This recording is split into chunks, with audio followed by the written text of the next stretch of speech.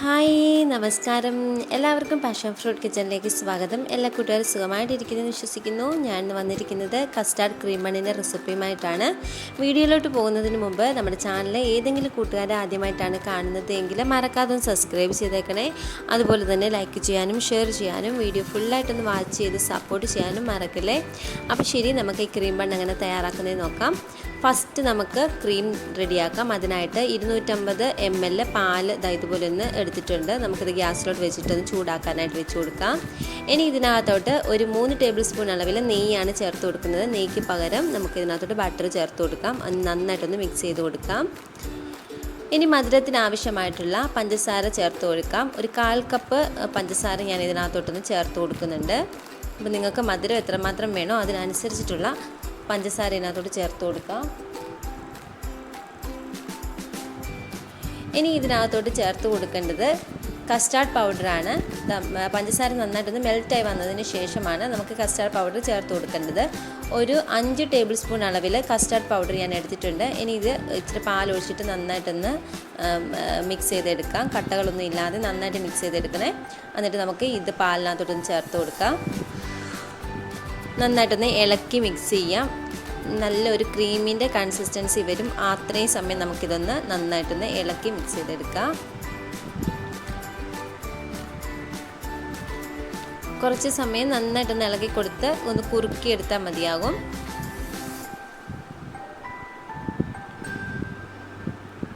പെട്ടെന്ന് തന്നെ നമുക്ക് ക്രീം റെഡിയാക്കിയെടുക്കാം. നമ്മുടെ കസ്റ്റാർഡ് ക്രീം എല്ലാം ഇവിടെ റെഡി ആയിട്ട് വരുന്നുണ്ട്. ഇതുപോലെ ഒന്ന് നന്നായിട്ട് മിക്സായിട്ട് നല്ലൊരു കട്ടി ഫോമിലോട്ട് നമുക്ക് കിട്ടിയിട്ടുണ്ട്. ഇത് കുറച്ച് ഇരുന്ന് ആറിക്കഴിയുമ്പോൾ ഒന്നുകൂടി ഒന്ന് തിക്കായിട്ട് വരുവേ. ഇനി നമുക്ക് ഫ്ലെയിം ഓഫ് ചെയ്തിട്ട് ഇതൊന്ന് ആറി വരാൻ വേണ്ടി ഒന്ന് മാറ്റി വെക്കാം.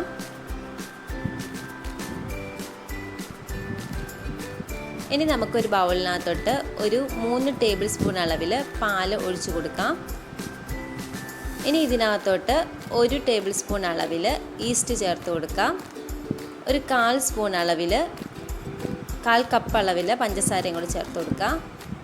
ഇതെല്ലാം ഒന്ന് നന്നായിട്ടൊന്ന് മിക്സ് ചെയ്ത് വെക്കാം. ഈസ്റ്റ് നന്നായിട്ടൊന്ന് പൊങ്ങി കിട്ടാൻ വേണ്ടിയിട്ടാണ്. ഒരു 5-10 മിനിറ്റ് കൊണ്ട് നമുക്ക് ഈസ്റ്റ് നന്നായിട്ടൊന്ന് പൊങ്ങി കിട്ടും. നമുക്കിതൊന്ന് അടച്ചു കൊടുക്കാം.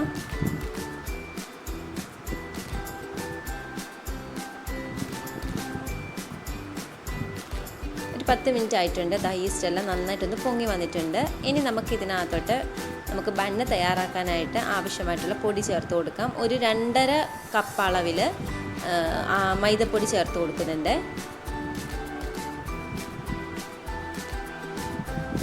ഇനി ഇതിനകത്തോട്ട് ഒരു 2 കോഴിമുട്ട പൊട്ടിച്ച് ചേർത്ത് കൊടുക്കാം. ഒരു പിഞ്ച് ഉപ്പുകൂടി ചേർത്ത് കൊടുക്കാം. ഇനി ഇതെല്ലാം നന്നായിട്ട് ഇളക്കി മിക്സ് ചെയ്തെടുക്കാം. നല്ല സ്മൂത്തായിട്ട് നമുക്കിതൊന്ന് കുഴച്ചെടുക്കാം. കയ്യിൽ ഇത് നന്നായിട്ട് ഒട്ടിപ്പിടിക്കുകയൊക്കെ ചെയ്യുമെന്ന് തോന്നുവാണെങ്കിൽ നമുക്കിതിനകത്തോട്ട് കുറച്ച് ബട്ടറോ അല്ലെങ്കിൽ വെജിറ്റബിൾ ഓയിലോ സൺഫ്ലവർ ഓയിലോ ചേർത്ത് കൊടുക്കാവുന്നതാണ്. അപ്പം ഞാൻ ഇതിനകത്തോട്ട് ഒരു ചെറിയ കഷ്ണം ബട്ടർ ചേർക്കുന്നുണ്ട്. അപ്പോൾ നമുക്കിത് നന്നായിട്ട് കയ്യിലൊന്ന് സ്റ്റിക്കി ആയിട്ട് തോന്നുകയാണെങ്കിൽ ഇടയ്ക്ക് ഇച്ചിരി മൈദ ചേർത്ത് കൊടുത്താൽ മതി കേട്ടോ. എന്നിട്ട് നന്നായിട്ടൊന്ന് ഇങ്ങനെ നമ്മുടെ ഒന്ന് കുഴച്ചെടുക്കാം.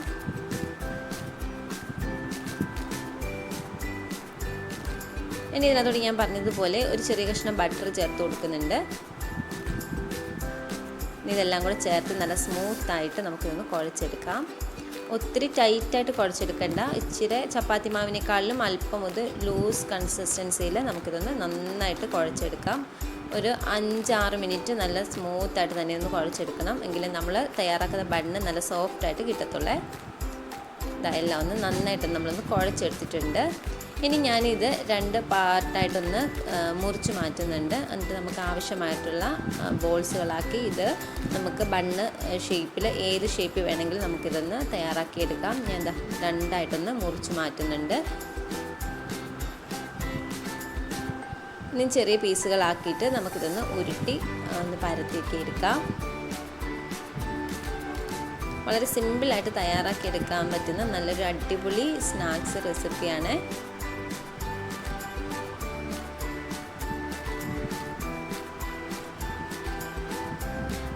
പിന്നെ ഒട്ടിപ്പിടിക്കുവാന്ന് തോന്നുകയാണെങ്കിൽ കയ്യിൽ ഇച്ചിരി എണ്ണയോ ബട്ടറോ ചേർത്ത് തേച്ച് കൊടുത്താൽ മതി. എന്നിട്ട് നന്നായിട്ടൊന്ന് ഒന്നുകൂടെ ഉരുട്ടിയെടുക്കണം. ഇനി നമുക്ക് ഇച്ചിരി മൈദപ്പൊടി തന്നെ തൂവിയിട്ട് ചെറിയ ബോൾസുകളാക്കി നമുക്കിതാ ഇതുപോലെ ഒന്ന് എടുത്ത് ഒന്ന് പരത്തിയെടുക്കാം. അപ്പം നമുക്ക് ഏത് ഷേപ്പിൽ വേണമെങ്കിലും ഇത് തയ്യാറാക്കിയെടുക്കാം കേട്ടോ. റൗണ്ടിലോ സ്ക്വയർ ഷേപ്പിലോ എങ്ങനെ വേണമെങ്കിലും റെഡിയാക്കിയെടുക്കാം. ഇതുപോലെ എല്ലാം ഒന്ന് പരത്തിയെടുക്കുന്നുണ്ട്.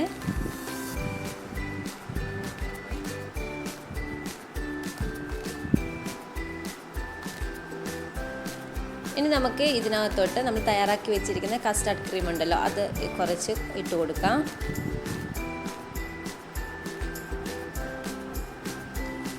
ക്രീം കൺസിസ്റ്റൻസിയിൽ തന്നെയാണ് നമുക്ക് കസ്റ്റാർഡ് കിട്ടിയിരിക്കുന്നത് കേട്ടോ. ഇനി നമുക്ക് ഇത് രണ്ട് സൈഡും നന്നായിട്ടൊന്ന് ഹോൾഡ് ചെയ്ത് ഒട്ടിച്ചെടുക്കാം. ക്രീം പുറത്തോട്ട് പോകാതെ രീതിയിൽ വേണം പൊട്ടിച്ചെടുക്കാൻ. ഇതുപോലെ എല്ലാം ഒന്ന് റെഡിയാക്കി എടുക്കുന്നുണ്ട്. അടുത്തതും ഞാൻ ഇതുപോലെ ഒന്ന് ചെയ്തെടുക്കുന്നുണ്ട്.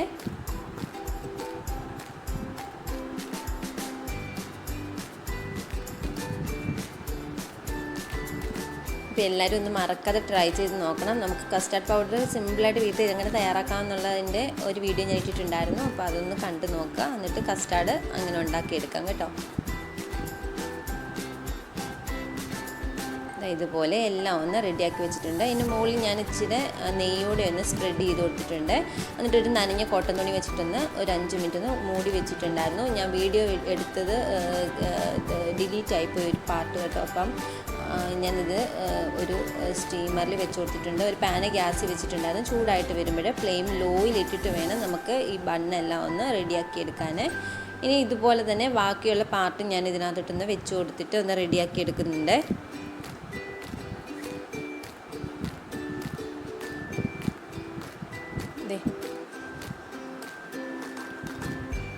ബാക്കിയെല്ലാം ഞാൻ ഇതിനകത്തോട്ടൊന്ന് ഇങ്ങനെ വെച്ച് കൊടുക്കുന്നുണ്ട്. എന്നിട്ട് അതൊന്ന് മൂടി വെച്ച് അടച്ചു കൊടുത്തിട്ട് നന്നായിട്ട് ലോ ഫ്ലെയിമിൽ വേണം വെച്ച് റെഡിയാക്കി എടുക്കുക. ഇത് പെട്ടെന്നല്ല കരിഞ്ഞു പോകാനുള്ള ചാൻസ് ഉണ്ടാവും. എല്ലാം ഒന്ന് റെഡിയാക്കി എടുത്തിട്ടുണ്ട്. നല്ല ടേസ്റ്റി ആയിട്ടുള്ള നമ്മുടെ കസ്റ്റാർഡ് ക്രീം ബൺ ഇവിടെ റെഡി ആയിട്ട് വന്നിട്ടുണ്ട്. അപ്പോൾ കുഞ്ഞുങ്ങൾക്കൊക്കെ വളരെയേറെ ഇഷ്ടപ്പെടുന്ന നല്ലൊരു അടിപൊളി സ്നാക്സ് റെസിപ്പിയാണ്. ഞാൻ ഒരു ബണ്ണ് മുറിച്ച് കാണിക്കാം. നമ്മുടെ കസ്റ്റാർഡ് ക്രീമൊക്കെ അതിനകത്ത് എങ്ങനെ ഇരിക്കുന്നത് നിങ്ങൾക്ക് കാണണ്ടേ.